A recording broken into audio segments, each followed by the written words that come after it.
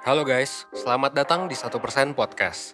1% adalah startup life school terbesar di Indonesia yang berfokus pada isu kesehatan mental, pengembangan diri, dan edukasi life skill. So, basically 1% itu ngajarin gimana caranya agar lo bisa belajar dan berkembang menjadi lebih baik, seenggaknya 1% setiap harinya, menuju hidup seutuhnya. 1% Podcast adalah podcast yang ngebahas beragam hal menarik yang mengacu pada kurikulum 1%. Mulai dari fundamentals and basic skills, basic mental and physical problems, self-knowledge, relationship, karir dan produktivitas, filosofi, dan juga pop culture. Pada setiap subtopik yang ada, nantinya itu semua akan dibahas oleh hostnya masing-masing. Dan juga akan dibicarakan sama founder, mentor, psikolog, dan juga pakar yang expert dalam bidangnya. Lo semua bisa ngedengerin 1% Podcast via Spotify, Google Podcast, Apple Podcast, YouTube, dan juga berbagai platform podcast lainnya. So, don't miss out and stay tune karena setiap harinya kita bakalan upload di jam 10 pagi. And that's all, enjoy 1% Podcast.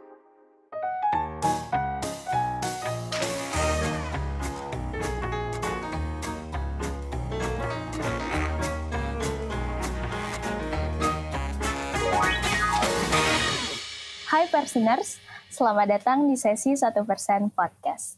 Bersama gue, Leita Lovmanya. Hari ini kita bakal ngulik soal mitos dan fakta tentang kekerasan seksual. Yang kita tahu banget nih, kalau isu ini akan menjadi isu yang hangat kalau diobrolin. Apalagi, berdasarkan jaringan kerja Prolegnas Pro Perempuan, selama 3 tahun pembahasan alot RUU penghapusan kekerasan seksual, udah ada 11.000 korban baru. Jadi langsung aja, supaya pembicaraan ini bukan hanya seru, tapi valid dan bermanfaat, hari ini gue ditemenin sama salah satu founder lembaga non-profit, yaitu lembaga perempuan yang bergerak untuk mencegah dan menangani kekerasan seksual, yaitu Kak Rika Rosvianti, atau bisa dipanggil Kak Neki. Halo Kak Neki. Hai. Gimana nih Kak, sebelum aku mau nanya-nanya tentang mitos dan fakta soal kekerasan seksual, sebenarnya apa sih yang jadi trigger atau latar belakang Kak Neki buat bikin organisasi ini Kak? Oke. Thank you. Kalau dulu awalnya kenapa sampai bikin sebutannya komunitas kali ya, karena bukannya organisasi yang profesional gitu. Jadi kita sebutnya komunitas. Kenapa sampai bikin perempuan ini? Karena dulu aku sama teman kosanku, jadi kami berdua bikin komunitas ini sama-sama pengguna aktif transportasi publik gitu. Dan pas kami lagi cerita-cerita, curhat-curhat, ternyata sama-sama pernah ngalamin pelecehan seksual. Jadi kami cerita, terus oh iya gue juga pernah ngalamin, gitu. Sampai akhirnya kita mikir, ini orang kayak kita yang berani ngelawan aja tuh baru sadar mengalami pelecehan tuh biasanya setelah selesai dan ngerti mesti ngapain. Tapi pas lagi kejadian tuh pasti shock juga nih, gimana dengan orang lain yang nggak tahu itu apa, dan gimana dengan orang lain yang mungkin kurang nggak berani untuk ngelawan pelakunya gitu. Jadi kayaknya kita mesti bikin sesuatu deh. Akhirnya bikinlah si perempuan ini. Waktu itu kami pertama-tama bikin yang penting tujuan utamanya adalah untuk ngasih edukasi publik supaya orang tahu tuh apa itu kekerasan seksual, supaya mereka bisa membantu diri sendiri dan membantu orang lain kalau mengalami, dan ngerti harus ngapain gitu. Mesti ngerti harus kemana dan harus ngubungin siapa. Gitu aja sih sederhananya. Berarti selain dari empati kekerasan seksual itu terjadi banyak banget, tapi berangkat juga dari pengalaman diri sendiri ya Kak? Betul. Nah kalau ngomongin soal kekerasan seksual itu sendiri, sebelum kita ngomongin mitos dan faktanya, sebenarnya kekerasan seksual, istilah dari kekerasan seksual itu sendiri artinya tuh apa sih Kak? Oke. Itu pertanyaan yang paling banyak ditanyakan ya. Basic banget gitu. Orang suka bingung, kenapa sih kok orang sensi banget cuma di sweet-sweet doang atau dipanggil doang kok langsung sensi, kok baper banget sih? Kan itu bukan perkosaan, jadi bukan kekerasan seksual dong gitu. Terus atau orang suka nanya, sebenarnya apa sih bedanya kekerasan seksual sama pelecehan seksual gitu. Nah, sebenarnya sederhananya kita melihat deh, kekerasan seksual itu kan terdiri dari 2 kata ya. Kata kekerasan dan kata seksual. Kata kekerasan itu indikator utamanya adalah saat ada paksaan. Jadi apapun situasinya, apapun bentuk aktivitasnya, siapapun yang melakukannya dan siapapun yang menjadi korbannya, selama ada paksaan itu artinya kekerasan. Itu satu. Nah, kalau seksual itu artinya segala hal yang bernuansa seksual atau mengarah pada aktivitas seksual atau melibatkan aktivitas seksual dan memberikan keuntungan seksual ke salah satu pihak aja. Jadi, kekerasan seksual, kalau kita gabungin, definisinya adalah segala jenis aktivitas maupun kegiatan yang mengandung paksaan, bernuansa seksual, mengarah pada aktivitas seksual, bermuatan aktivitas seksual, dan memberikan keuntungan seksual bagi salah satu pihak aja. Jadi itu dulu tuh si definisi soal kekerasan seksual. Sehingga apapun bentuknya, siapapun pelakunya dan siapapun korbannya, kalau itu aktivitasnya melibatkan atau mengarah pada aktivitas seksual dan mengandung paksaan, maka itu adalah kekerasan seksual. Oke, oh jadi kayak gitu ya. Jadi pelecehan seksual itu termasuk juga kekerasan seksual ya Kak? Itu bukan sesuatu hal yang berbeda gitu? Betul, itu jadi bagian darinya. Karena kekerasan seksual tuh kalau dilihat dari bentuknya ada yang verbal, non-verbal, ada yang kalau non-verbal kan tindakan ya. Kalau verbal kan kayak yang disuit-suitin lah, atau yang di cewek-cewek gitu. Kayak gitu-gitu tuh termasuk yang catcalling itu termasuk yang verbal. Kalau yang non-verbal itu kan lebih kayak tindakan, baik yang ada kontak fisik langsung maupun yang enggak. Kalau kontak fisik langsung mungkin lebih gampang ya kita memahaminya, kayak dicolek, digrepe, diremas, terus di raba, itu jelas. Tapi kalau yang non-verbal tapi juga non-kontak fisik, misalnya kalau ketemu eksibisionis atau alias orang yang tiba-tiba menunjukkan alat kelaminnya, itu juga sebenarnya kan kekerasan seksual juga gitu. Nah, itu rentangnya bergradasi banget, berbagai macam jenisnya makin lama makin berat. Nah, yang paling berat itu bentuknya adalah upaya perkosaan sampai dengan perkosaan dengan kejahatan gitu. Jadi misalnya gang rape atau perkosaan berkelompok itu salah satu jenis yang paling berat. Atau perkosaan habis itu dibunuh seperti itu ya Kak? Betul, betul. Nah, terkait dari data yang tadi awal aku sebutin tuh ya Kak, kan ini berarti mencengangkan banget gitu. Kok bisa sampai ada 11.000 korban baru, padahal banyak organisasi yang muncul karena kekerasan seksual itu sendiri untuk mencegah kekerasan seksual itu sendiri. Sebenarnya, menurut Kak Neki itu biasanya faktor terbesar timbulnya kekerasan seksual itu terjadi itu apa ya Kak? Pertanyaan yang bagus dan sulit. Jadi, kan orang seringkali nanya, gimana sih cara kita mencegah kekerasan seksual gitu? Pada dasarnya segala jenis kekerasan seksual itu terjadi bukan karena korban ya. Jadi korban tidak bertanggung jawab untuk mencegah gitu. Karena kekerasan seksual itu terjadi karena tindakannya pelaku gitu. Mau korban itu siap-siap kayak apa, tapi kalau pelaku melakukannya akan selalu menemukan cara dan selalu akan kejadian gitu. Tapi kalau kita lihat akarnya, kenapa sih sampai orang bisa melakukan kekerasan seksual dan itu tetap terjadi puluhan tahun terus modusnya masih sama-sama aja gitu. Kita bisa melihat akarnya tuh ada dua hal. Bahwa dua hal ini yang sebetulnya perlu banget diajarin sama anak-anak sedini mungkin supaya mencegah terjadinya kekerasan seksual. Yang pertama adalah, jadi menurut gue akarnya adalah tentu saja pendidikan kesehatan reproduksi yang kurang mengenai dua hal ini. Jadi menurut gue akarnya adalah itu. Yang pertama adalah pemahaman soal KESPRO atau kesehatan reproduksi yang kurang soal otoritas tubuh. Bahwa kita semua itu memiliki tubuh kita sendiri loh, sehingga kalau ada orang yang tiba-tiba datang mengakses tubuh kita tanpa izin, kita boleh melawan. Banyak dari kita kan yang merasa ya udah kalau di catcalling sama orang udah terima aja, mungkin emang nasib, atau ya udahlah cuma dipegang gitu doang, kan bukan diperkosa gitu. Selalu ada pemakluman karena kita nggak tahu bahwa kita tuh berhak loh membela diri karena tubuh kita ini satu-satunya rumah yang kita miliki sampai kita mati gitu. Itu yang pertama, otoritas tubuh. Nah, yang kedua, yang jadi penyebab juga kekerasan seksual adalah kurangnya pemahaman soal privacy, bahwa tubuh itu adalah hal yang paling privat dari kehidupan setiap orang. Sehingga kalau kita mau mengakses tubuh orang lain, itu kan bukan tubuh kita ya. Jadi kita perlu memastikan kita meminta izin dan kita dapat izin. Jadi bukan cuma minta izin doang, tapi juga kita memastikan dapat izin. Analoginya gini deh, kita mau minjem handphone orang aja, karena kita tahu itu bukan punya kita, kan kita minta izin dulu nih. Harusnya kalau kita mau mengakses tubuh orang lain itu kan lebih privat lagi ya. Jadi harusnya kita lebih minta izin lagi dan kita memastikan bahwa kita dapat izin sebelum akhirnya bisa mengakses. Tanpa izin itu artinya ada paksaan dan itu artinya ada kekerasan. Jadi menurut gue akarnya adalah di dua tadi gitu.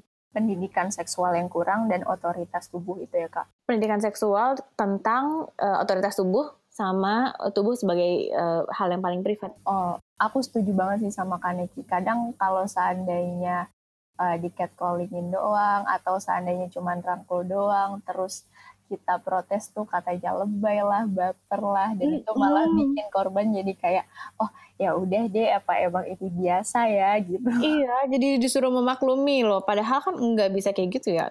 Padahal itu kan sebenarnya buat kita nggak nyaman juga gitu. Betul. Nah, sejalan sama judul dari episode ini nih Kak, mitos dan fakta soal kekerasan seksual. Menurut Kak Neki, mitos apa sih yang di masyarakat tentang kekerasan seksual yang urgensinya itu benar-benar harus diluruskan gitu loh Kak? Setidaknya kalau dalam situasi yang sekarang nih, dengan orang lebih banyak kerja di rumah dan harus dana online, ada 5 lah minimal mitos fakta yang sering banget dipertanyakan kalau misalnya kita lagi ngomongin soal kekerasan seksual. Yang pertama tuh banyak yang bilang gini, kalau ada kasus, udahlah nggak usah dibuka, nggak usah dibahas lah itu, jangan ngomongin aib orang, udahlah ditutupin aja, kita menjaga nama baik dia, kasihan nanti dia nggak bisa lanjut sekolahnya, nanti hancur masa depannya gitu. Seolah-olah bahwa masa depan pelaku itu hancur karena laporan korban, dianggapnya membuka aib. Itu adalah mitos yang luar biasa salah, karena masa depan dan nama baik pelaku itu hancur tuh karena tindakannya sendiri loh, melakukan kekerasan seksual. Masa depan dan nama baiknya itu hancur bukan karena laporan korban, tapi karena tindakannya sendiri gitu. Sementara bagi korban tetap penting untuk menceritakan kasus, minimal ada 2 nih manfaatnya kalau menceritakan kasus. Yang pertama, jadi bisa mengidentifikasi pelaku. Karena tanpa adanya orang yang cerita, maka orang lain tuh nggak ada yang pernah tahu bahwa si X ini pelaku kekerasan seksual loh. Dan kalau orang nggak tahu, akan lebih banyak lagi korban yang disebabkan oleh dia gitu. Dan yang kedua, perlu untuk menceritakan kasus supaya bisa mengurangi efek trauma pada korban. Dengan kita curhat, dengan kita cerita, akhirnya kan beban kita lama-lama jadi berkurang nih sebagai korban. Jadi itu tuh, mitos yang pertama banget adalah soal nama baik pelaku itu seolah-olah hancur karena laporan korban, padahal nama baik pelaku itu sudah hancur karena tindakannya sendiri yang melakukan kekerasan seksual. Gitu, itu salah satu mitosnya. Mau disebutin semua mitos faktanya atau gimana nih? Boleh. Boleh. Baik, ditantangin nih. Oke, fine.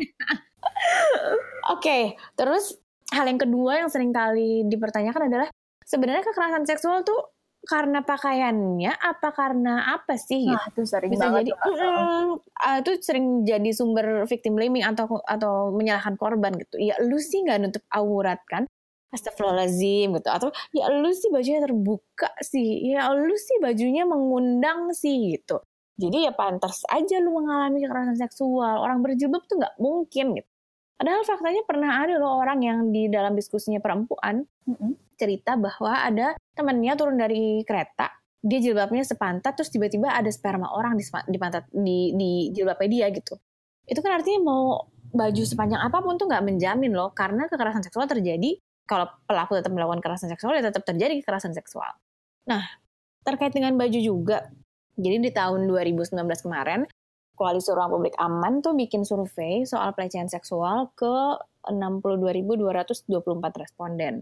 Salah satu pertanyaannya adalah, pakaian apa sih yang kamu gunakan saat kamu mengalami pelecehan seksual di ruang publik?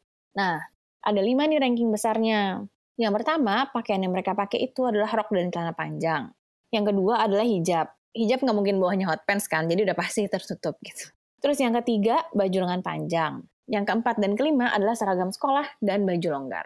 Jadi ini ranking 5 besar dari pakaian-pakaian yang digunakan korban saat mengalami pelecehan seksual di ruang publik itu tertutup, panjang, longgar, bahkan itu seragam sekolah juga loh. Jadi kalau ada orang yang bilang, itu bajunya sih, hey ini yang mengalami pelecehan seksual bukan yang pakai dress loh, bukan yang pakai bikini loh, tank top loh, hot pants loh, enggak loh, pakai hijab gitu, terus pakai rok dan celana panjang gitu. Mau apalagi sih argumennya gitu. Dan faktanya kalau kita lihat juga dari usia korban kekerasan seksual yang paling muda dan paling tua di Indonesia, paling tua itu kan nenek sekitar umur 70 tahun ya. Dan yang paling muda itu bayi usia 2 minggu. Ya, kalau orang masih ada aja nih yang nyalain pakaian korban, kira-kira pakaian seperti apa sih yang dipakai sama bayi 2 minggu dan nenek-nenek usia 70 tahun yang bisa dianggap mengundang atau menggoda gitu. Jadi ini tuh fakta, salah satu mitos yang masih aja orang percaya itu karena pakaiannya kan. Seolah-olah kalau pakai baju terbuka udah pantas mengalami kekerasan seksual, dan seolah-olah kalau pakai baju tertutup aman. Nah, kalau seandainya dari yang Kak Neki jelasin ya, dari tadi hijab, rok, celana panjang. Berarti kekerasan seksual itu kebanyakan dialami perempuan, Kak. Apa laki-laki juga ada yang mengalami kekerasan seksual? Ada. Jadi kalau dari hasil survei yang tadi, survei pelecehan seksual dari Koalisi Ruang Publik Aman, probabilitas perbandingan kasusnya adalah kalau buat korban perempuan itu 1:3, jadi dari 3 perempuan, 1 orang mengalami kekerasan seksual di ruang publik. Kalau buat laki-laki 1:10. Jadi dari 10 laki-laki di ruang publik 1 orang yang mengalami kekerasan seksual. Jadi walaupun ya bedanya 1:3 dengan 1:10, tapi tetap besar loh angka itu. Maksudnya peluang kita untuk mengalami kekerasan seksual khususnya di ruang publik itu besar. Ibaratnya gini, dari kalau buat laki-laki ya, misalnya naik KRL aja gitu. Itu ada berapa orang? Kalau itu perbandingan 1:10, katakanlah yang naik KRL itu 200 orang, minimal udah ada 20 orang korban laki-laki gitu. Nah kalau buat perempuan, kalau di situ penumpangnya 100, itu udah ada 30 korban gitu. Jadi kan banyak ya, maksudnya ini juga banyak. Dan yang lebih mengkhawatirkan lagi adalah hal penting juga selain soal jenis kelamin korban, yang sekarang makin mengkhawatirkan adalah usia korban dan pelaku makin lama makin dini, makin kecil. Korbannya kan kalau yang paling kecil kan usia 2 minggu ya. Iya. Nah kalau pelaku tuh, aku pernah dengar ada anak SD melakukan perkosaan pada anak TK. Kan itu kecil banget loh usianya. Jadi bukan hanya korbannya. Kalau untuk kasus itu Kak, berarti siapa nih jadi ya yang harus salah? Gini, kalau penanganan kasus kekerasan seksual pada anak dan pada dewasa tuh jadi beda banget.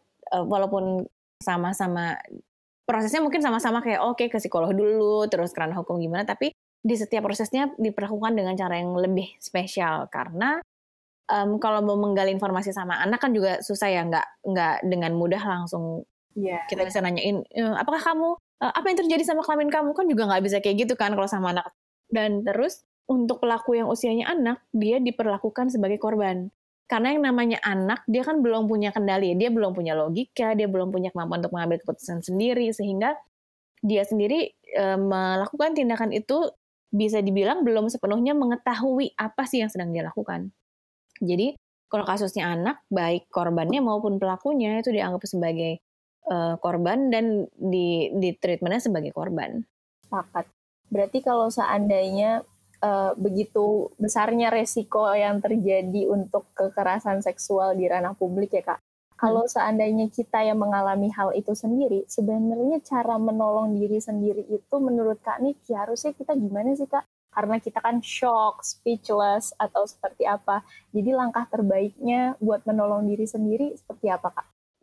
A good point tadi kamu menyebutkan soal kita shock gitu, itu perlu kita pahami dulu. Jadi sebelum tahu apa yang mesti kita lakukan, kita perlu memahami ada beberapa hal yang biasanya terjadi sama korban, sehingga korban sulit melapor. Jadi ini perlu kita pahami supaya kita bisa memahami kalau suatu saat nanti ada kerabat kita mengalami kekerasan seksual, kita jadi tahu, kenapa sih dia menjadi enggan untuk melapor, ataupun kalaupun nanti amit-amit kita mengalami kekerasan seksual, kita jadi ngerti apa aja sih rintangan yang kemungkinan kita perlu lalui sebagai korban. Jadi tadi kamu bilang kan, iya kalau mengalami kekerasan seksual itu seringkali mengalami shock. Nah, itu ada termnya namanya tonic immobility. Tonic immobility ini adalah situasi di mana saat kita mengalami situasi yang begitu shock, begitu mengejutkan, tubuh kita tuh merespon secara biologis dengan cara diam aja, alias freeze, alias membeku gitu. Mungkin teman-teman yang pernah ngalamin kecopetan tahu kali sensasinya kayak apa. Jadi sesaat setelah handphone kita lepas tangan dari kita, pindah ke tangan orang lain, kita tuh cuma bisa diem doang gitu. Kita sambil bertanya-tanya di pikiran kita, sebenarnya apa yang terjadi ya barusan? Oh, handphone gue hilang. Oh my God, apa yang harus gue lakukan? Oh, kok gue diem aja? Kok gue bukannya lari? Kok gue bukannya teriak gitu? Jadi pikiran rame banget, tapi secara fisik kita cuma diem aja. Nah, itu yang namanya tonic immobility. Itu yang perlu kita ketahui dulu, karena kalau kita nggak paham soal konsep tonic immobility ini, secara internal kalau kita menjadi korban, kita kemungkinan akan melakukan self-blaming, menyalahkan diri sendiri. Kok kita nggak lari? Kok kita nggak ngelapor gitu? Dan kalau ini terjadi pada orang lain dan kita tidak memahami konsep tonic immobility ini, kita kemungkinan berpeluang akan melakukan victim blaming pada orang lain. Kenapa baru lapor sekarang sih? Kenapa bukan dari kemarin sih? Kenapa diem aja sih? Gitu. Bahkan itu akan mempengaruhi proses hukumnya juga loh. Nanti polisi bisa nanyain, loh kamu nggak lari sih, kamu nggak ngelapor, kamu nggak teriak, jangan-jangan kamu ikut menikmati juga gitu. Itu banyak terjadi dalam kasusnya. Betul, itulah sebabnya. konsep tonic mobility ini perlu dipahami oleh banyak orang loh. Kalau enggak, itu akan menciptakan suasana dan situasi yang malah makin mempersulit korban. Nah, selain dari situ, konsep lain lagi yang perlu dipahami juga adalah soal false accusation atau tuduhan palsu. Banyak korban yang karena korban kekerasan seksual itu adalah jenis kekerasan yang paling besar dampaknya tapi paling sulit dibuktikan gitu. Nggak kayak kekerasan fisik kan kita bisa ngelapor nih bekas cubitan, bekas tendangan tuh jelas. Tapi kalau bekas rabaan kan susah ya dijadikan sebagai alat bukti gitu. Nah, karena dianggap kurang cukup bukti, seringkali kalau kita melapor kasus kekerasan seksual dianggapnya ini tuduhan palsu nih. Oh lu cuma pengen panjat sosial aja. Oh cuma pengen merusak nama baik orang itu aja gitu. Kayak gitu-gitu tuduhannya. Dan seringkali korban kekerasan seksual itu banyak yang kemudian malah dilaporkan balik dengan pasal pencemaran nama baik karena dianggap tidak memiliki cukup bukti. Bagi sebagian korban yang saat mengalami kekerasan seksual dia melawan balik, terus ada bukti fisiknya, entah karena dia melawan baliknya dengan nendang, nonjok, atau mukul, nah itu dia justru bisa dilaporkan balik menggunakan bukti fisik perlawanan dirinya. Yang biasanya kasusnya justru lebih cepat itu karena buktinya dianggap lebih valid. Gitu. Nah, dua hal ini bisa menggambarkan kira-kira situasi seperti apa sih yang mempersulit korban untuk melaporkan. Karena ada kendala-kendala yang nanti dia disalahin lah sama orang, terus dianggap cuma merusak nama baik orang lain lah, terus dianggapnya nggak melawan sehingga dia dianggap suka sama suka misalnya. Nah, setelah tahu itu, barulah kita bisa ngomongin soal apa sih yang bisa dilakukan kalau emang ternyata mengalami kekerasan seksual. P3K-nya kalau dari perempuan biasanya ada 4 hal. Yang pertama, kita maklumi diri kalau kita mengalami shock. Tadi namanya tonic immobility. We have no control over it. Itu karena sepenuhnya benar-benar respon biologis tubuh yang sama sekali nggak bisa kita kendalikan. So accept it if we are freezing at that time. Karena emang itulah reaksi tubuh kita merespon situasi yang sangat traumatik. Yang kedua, sesegera mungkin kita meninggalkan lokasi kejadian. Cari tempat yang ramai dan terang. Biasanya kalau tempatnya ramai dan terang, itu pelaku akan menjauh atau setidaknya dia nggak berani untuk melakukan tindakan yang tadinya dia lakukan ke kita. Gitu. Terus yang ketiga, sesegera mungkin hubungi orang dewasa yang bisa kita percaya. Gitu. Jadi kalau ada apa-apa, minimal kita bisa mengurangi efek trauma kita. Atau kalau terlalu shock, kita bisa minta dijemput di lokasi itu. Karena biasanya kalau situasinya kejadiannya terlalu membuat trauma atau shock, kita kan nggak bisa mikir ya. Dan nggak bisa ngambil keputusan. Kita cuma bisa diem aja daripada kita linglung di tengah jalan terus nanti dimanfaatin orang misalnya. Jadi mendingan minta dijemput aja sekalian gitu. Tapi yang paling penting ceritakanlah kejadian itu supaya ngurangin efek traumanya. Dan yang terakhir, ini optional, kumpulkanlah semua barang bukti kalau suatu saat nanti teman-teman mau melaporkan.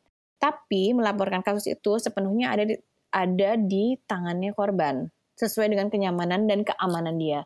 Apakah dia mau melaporkan atau enggak secara hukum, tapi yang paling penting adalah diceritakan ke orang dewasa yang dia percayai, atau minimal dia menghubungi LSM untuk bisa membantu dia mendampingi untuk segala keputusan yang mau dia ambil.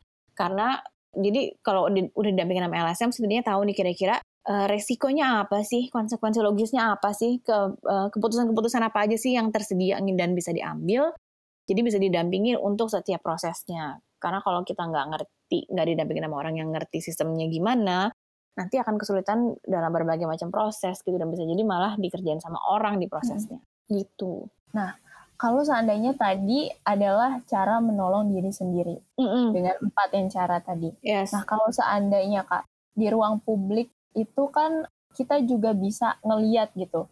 Karena yang si korban sendiri itu nge-freeze, nggak tahu mau ngapain, tapi untuk kita yang ngeliat kekerasan seksual itu terjadi, kita harus ngapain Kak baiknya gitu? Apakah kita teriak atau gimana langkah-langkahnya menurut Kak Niki yang paling strategis dan paling bagus itu gimana Kak? Sebenarnya ada berbagai macam cara untuk intervensi di lokasi ya. Tapi yang perlu kita pegang prinsip pertamanya adalah tolonglah diri kita sendiri sebelum menolong orang lain. Jadi kita perlu memastikan sebelum kita menyelamatkan orang lain kita selamat dulu. Jadi kita ngecek dulu nih resikonya kira-kira gimana kalau gue mau nolongin dia, gue selamat nggak ya gitu. Jangan sampai kita mengorbankan diri sendiri untuk menolong orang lain. Itu dulu yang pertama. Nah, yang kedua, kalau mau mengintervensi, pilihan ada 2. Apakah mengintervensi pelaku atau mengintervensi korban? gitu. Dan mengintervensi itu bukan berarti langsung hajar, langsung laporkan, langsung dorong, itu enggak gitu. Itu juga setelah kita meng-assessment resiko dari kita sendiri, kita juga assessment, oke, ini kira-kira korban gimana ya gitu.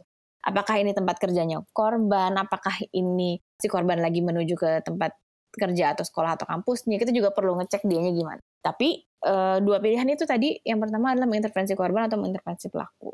Caranya gimana? Kalau mengintervensi pelaku, sesederhana nanya, permisi, kalau saya mau turun di halte ini, kira-kira berapa halte lagi ya? Jadi menimbulkan interaksi kepada si pelaku itu ya, Kak? Iya, kita membuka interaksi dengan dia sehingga aktivitas yang sedang dia lakukan kepada korban terhenti. Atau minimal dia jadi tahu bahwa tindakannya diperhatikan oleh orang lain. Entah nanyain jam, nanyain saya mesti turun di mana ya kalau saya mau ke tempat ini, atau nanyain, habis dari sini saya bisa pindah ke stasiun mana ya gitu. Nanyain apapun aja deh, apapun gitu. Jadi setidaknya dia tahu bahwa ada orang yang sedang mengamati dia, dan dari situ barulah kita bisa juga dengan cara yang kedua, mengintervensi korban dengan pura-pura nanya jam juga bisa sama nanya ke korban, atau setelah itu kita juga jadi bisik-bisik atau pakai handphone gitu, misalnya ditulisin di teks bilang aku tahu, aku ngelihat apa yang terjadi, apa yang bisa aku bantu gitu. Misalnya kita bilang, mau nggak turun di halte berikutnya, aku temenin sampai dengan kamu aman gitu, kayak gitu-gitu loh. Oh, itu ke si korbannya ya, Kak? Jadi intervensi korbannya kayak gitu. Jadi kalau buat ke pelaku, tujuan utama dari intervensinya adalah membuat dia tahu bahwa ada orang lain yang mengamati tindakannya. Sementara kalau intervensi buat ke korban, tujuan utamanya adalah untuk membuat dia tahu ada orang yang bersedia membantu dia dan menemani. Itu yang penting gitu. Jadi entah kita mau bilang, kita nggak bisa ngajak korbannya apakah mau turun di halte berikutnya, atau apakah mau ditemenin sampai ke tempat kerjanya. Kita kan juga mesti ngukur ya apakah kita lagi buru-buru atau enggak, misalnya gitu kan. Atau ya minimal cara lain juga bisa, kayak misalnya kalau misalnya kita tidak berani mengintervensi korban atau mengintervensi pelaku, kita bisa misalnya melaporkan ke petugas terdekat gitu. Tapi kan kadang kalau keadaan rame banget susah ya melaporkan ke petugas terdekat karena jaraknya juga jauh gitu karena saking penuhnya. Tapi minimal yang bisa kita lakukan adalah dua hal itu, nggak harus langsung selalu demonstratif yang teriak lah atau apa pukulin. Itu juga itu sama aja menginisiasi kekerasan untuk mengatasi kekerasan gitu. Jadi kan menciptakan kekerasan baru gitu. Atau hal lain sederhana bisa juga dengan meminta bantuan orang lain di sekitar kita gitu. Kalau kita yang mengalami, kita bisa meminta bantuan ke orang di sekitar kita gitu, kayak Mbak tolongin dong nih, orang ini dari tadi ngeliatin, atau orang ini dari tadi dekat-dekat kayak gitu, nempel-nempel gitu. Jadi sama gitu. Biasanya sih kalau ke yang cewek juga, kita bisa pakai modus kayak, aduh aku nembus nih, bisa tolong bantu aku nggak ya gitu. Kalau kayak gitu kan orang jadi lebih responsif ya. Setelah dari situ barulah kita bisa membawa si korbannya ini kayak, Mbak aku tahu nih apa yang tadi terjadi, apa yang bisa aku lakukan gitu. Kayak gitu-gitu. Jadi bisa, nggak harus langsung demonstratif yang dengan tindakan kekerasan lain juga, itu yang enggak, malah biasanya itu membahayakan diri sendiri atau membahayakan korban justru. Wah, aku jadi banyak tahu lagi nih, ternyata ada tips and triknya ya Kak buat yang kayak gitu-gitu. Yes. Nggak secara eksplisit tapi implisit dan lebih bermanfaat ternyata. Nah, kalau seandainya kita udah menolong korban atau kita yang mengalami hal tersebut gitu loh Kak, mengalami kekerasan seksual maksudnya, ada nggak sih yang bisa kita hubungi langsung gitu di luar dari orang dewasa yang kita kenal, atau seperti yang Kak Neki singgung tadi LSM atau gimana, ada call center atau sebagaimananya gitu Kak yang bisa kita hubungi? Kalau mau nyari akun-akun gitu di Instagram, sekarang udah banyak banget sih akun-akun yang membantu menangani korban. Minimal kalaupun teman-teman belum bisa, nggak ngerti mesti ngapain, teman-teman bisa DM, terus nanya, ini gue mesti ngapain gitu ya. Teman-teman bisa cari pakai hashtag gerak bersama. Hashtag gerak bersama. Di situ nanti akan ada banyak organisasi atau LSM atau komunitas yang isunya membantu soal kekerasan seksual gitu. Nanti teman-teman cari aja mana yang isunya sesuai dengan apa yang teman-teman cari. Apakah isunya kekerasan seksual di tempat kerja, kekerasan seksual di sekolah, kekerasan seksual di kampus, kekerasan seksual di institusi agama, kekerasan seksual di ruang publik, kekerasan seksual dalam pacaran gitu. Ada banyak banget gitu. Jadi silakan teman-teman cari. Insya Allah bakal ketemu sih berbagai macam organisasi. Tapi setidaknya minimal teman-teman jadi tahu dari hashtag gerak bersama itu. Karena itu isunya memang kekerasan seksual. Jadi gitu Perseners, hashtag gerak bersama. Betul. Kalau Terakhir nih Kaneki, terakhir. Yes. Untuk menutup pembicaraan yang seru banget ini, sebenarnya aku masih banyak mau nanya. Ada nggak pesan-pesan yang Kaneki mau sampaikan ke teman-teman buat mengurangi kekerasan seksual itu sendiri dalam ranah publik atau dan sebagainya? Gimana Kaneki? Silakan. Sebenarnya yang perlu kita perhatikan adalah kita sendiri memastikan kita tidak melakukan kekerasan sih tadi. Prinsipnya adalah segala hal saat kita sudah melakukan paksaan itu artinya kita sudah melakukan kekerasan gitu. Indikator dari kekerasan adalah paksaan. Makanya jadi perlu prinsip konsen yang sekarang lagi rame banget tuh ya, konsen alias persetujuan alias kesediaan. Prinsip konsen tuh sederhana banget. Kalau itu bukan punya kita perlu melakukan dua hal. Satu, kita minta izin. Dua, kita memastikan kita dapat izin. Jadi nggak bisa cuma minta izin doang. Boleh nggak pinjam, habis itu lo lari aja bawa handphonenya, kan nggak bisa ya, itu dihitung nyolong kan kalau kayak gitu. Jadi kalau mengakses yang bukan punya kita, ya kita minta izin dan perlu memastikan kita dapat izin gitu. Terus tadi gue ingin menambahkan ada satu hal yang tadi gue lupa sampaikan saat kita, gue jadi agak lompat maaf ya. Saat kita hendak membantu orang lain, misalnya ada orang cerita dia mengalami kekerasan seksual. Ini bukan dalam konteks kita menyaksikan, tapi ada orang cerita. Selain tadi kita perlu memastikan kita tidak melakukan kekerasan, nah kita juga perlu memastikan kita tidak melakukan kekerasan lagi pada orang yang mengalami kekerasan. Kadang kita nggak sadar bahwa kita ngasih saran, tapi kita maksain saran yang menurut kita baik. Padahal segala keputusan ada di tangan korban. Jadi jangan sampai kita ngide-ngide, ngadi-ngadi, kayaknya lo harus kesini, harus gini. Kita nggak ngecek keadaan dia gimana, kenyamanannya gimana, keamanannya gimana gitu.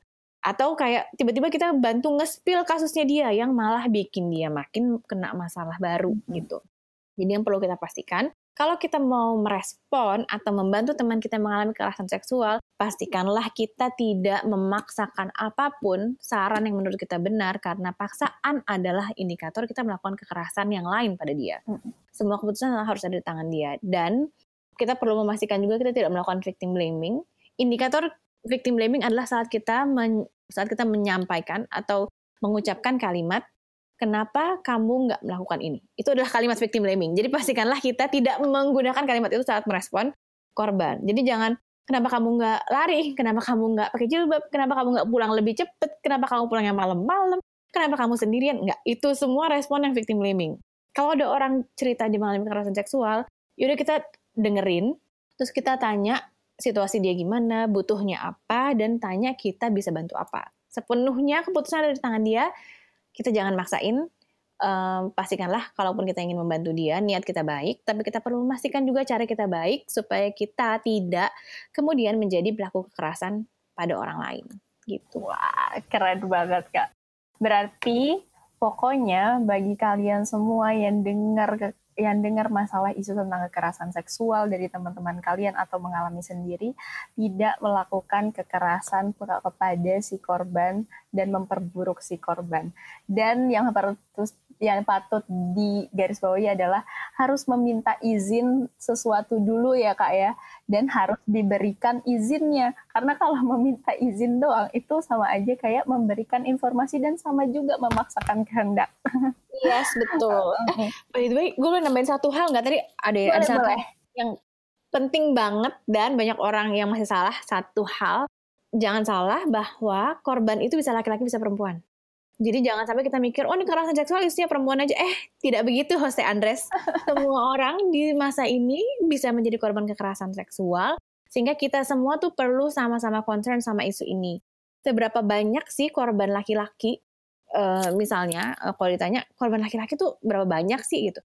Di tahun 2018 KPAI, Komisi Perlindungan Anak Indonesia, menyebutkan bahwa dalam 1 tahun saja ada 121 kasus kekerasan pada anak laki-laki dan justru lebih banyak pada anak laki-laki daripada anak perempuan. Dan kalau teman-teman ingat di tahun 2020 ini ada beberapa kasus yang korbannya tuh justru laki-laki dan banyak banget. Kalau teman-teman masih ingat misalnya kasus Gilang Jarik, itu kan korbannya laki-laki mahasiswa.